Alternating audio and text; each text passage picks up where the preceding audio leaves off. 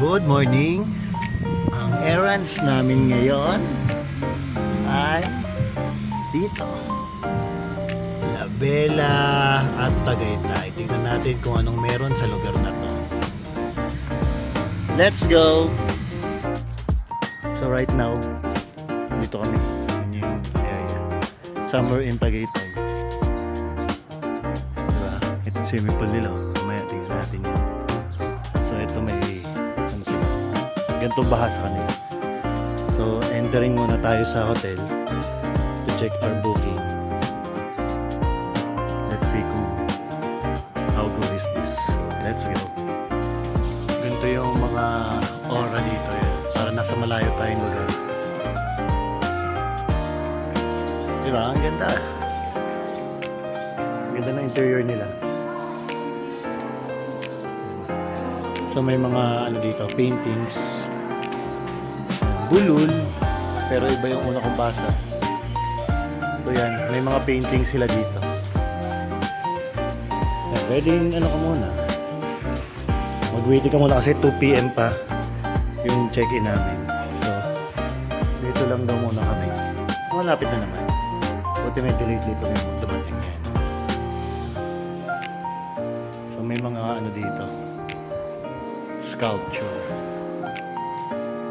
Maganda naman. Maganda siya actually. Mukha sa social. So tingnan natin kung ano pa meron dito. Ayun yung swimming pool. Mamaya yan. So yan, may mga painting. Pero tingnan na nga natin. Ayan. Ganda. Mga art. Nice. Yan. Kita mo yung katawan ng maliligo. Mamaya kami dyan ni Munchkin. So let's go.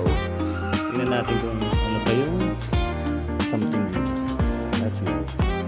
Ayan. So right now, hinahanap namin yung room namin. Room 414 kung gusto namin puntahan dito. Ayan. Yan ay room 414. Tingnan natin. Room check. Oops. Room 14. Room tour. Well, medyo madumi. Room floor. Ayan. Meron sila dalawang baso dito. May TV. May isang upuan. Oh, look at the view. Wow, mga trees. So, yung mga sahig nila, not sure kung madumi siya or parang ano na talaga siya. May stain. So, tingnan natin yung CR. So, yung CR nila, ito. Ayan, may cute silang CR. So, yun, ang room na to. So, let's go. Anak mo, tumayo na doon. Pararating na namin pero susulitin na namin. Ayan, si Munchkin happy pa. Tingnan natin kung happy pa rin siya. Ayan, swimming pool. Meron dito. May aquarium. Tingnan natin kung happy pa rin si Munchkin mamaya. Munchkin!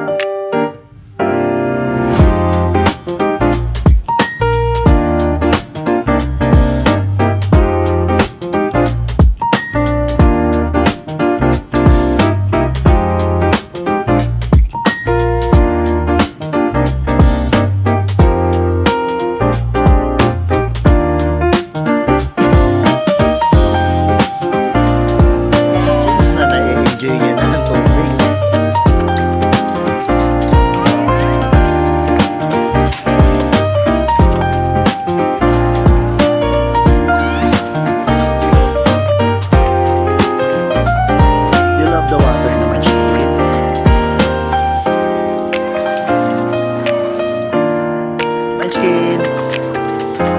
Isaiah! Ayan. So, ayan yung hirap namin sa swimming pool. So, mamaya, pwede kainin.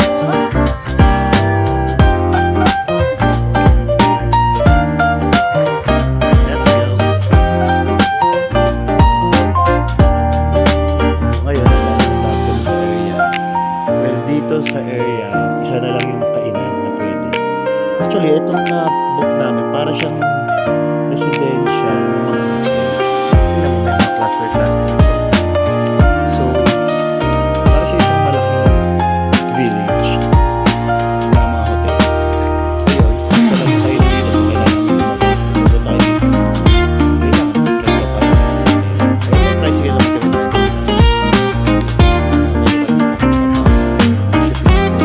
Kung gusto nyo ng relax at ayaw nyo, gusto nyo maiba naman kasi sa Tagaytay, di ba mga convoy with residents. Dito, iba yung oray niya. Titignan namin mamaya ni mami ang bilang mas kami. Yun lang.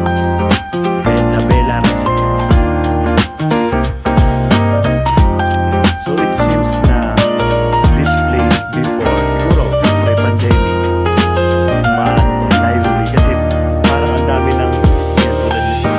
Ang dami ng mga resto sa loob na nagsara. Tapos tulad nito para siyang abandoned na. So ayan yung area niya. Para siyang lively before.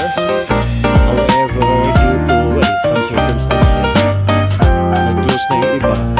Sa nakala actually nakita namin na story. Tapos noon for rent or lease cottage.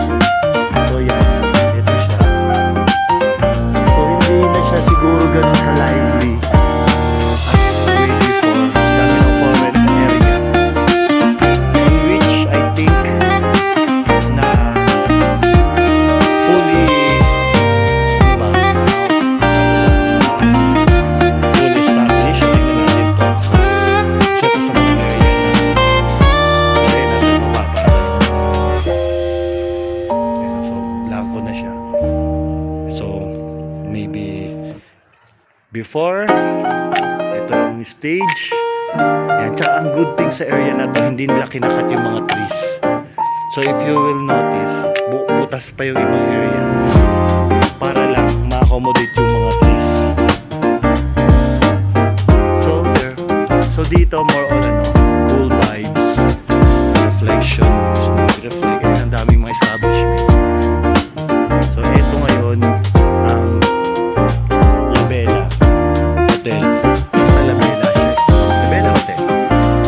So as of May 2026, ito siya ngayon. Pero well, okay pa rin naman siya. So yan. Yan yung area. So may sort of creepiness na siya kasi nga napuno na ng mga halaman. Nagsarado na yung mga stall. Unfortunately. Ayan. Hi, say hi, Manchi. Hi. So yan. Yun ang review namin for today. In relation dito sa La Bella. Place na yun. Pero more or less, okay ka ba dito, mami? Yung vibes na chill lang.